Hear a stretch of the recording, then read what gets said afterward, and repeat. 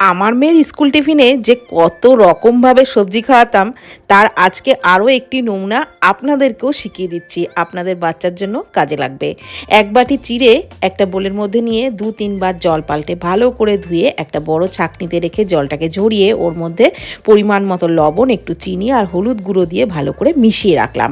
কড়াইয়ে সাদা তেলের মধ্যে কয়েকটা চিনেবাদাম একটু ভেজে নিয়ে দিয়ে দিলাম কাজু আর কিশমিশ, এগুলোকে হালকা করে ভেজে তুলে নিলাম। তারপর ওই তেলের মধ্যে দিয়ে দিলাম একটু মৌরি ফোড়নে আর দিয়ে দিলাম গোটা গরম মশলা আর তেজপাতা। ফোড়ন থেকে একটা মিষ্টি গন্ধ বেরোতে শুরু করলে দিয়ে দিলাম পেঁয়াজ কুচি আর আদা কুচি, কাঁচা লঙ্কা কুচি, এগুলোকে হালকা করে ভেজে নিয়েই দিয়ে দিলাম ছোট টুকরো করে কেটে নেওয়া আলু আর গাজর, একটু ভেজে নিলাম। তারপর দিয়ে দিলাম মটরশুঁটি আর ক্যাপসিকাম কুচি, পরিমাণ মতো লবণ, হলুদ গুঁড়ো, সামান্য জিরে গুঁড়ো দিয়ে সমস্ত সবজি খুব ভালো করে ভেজে নিলাম।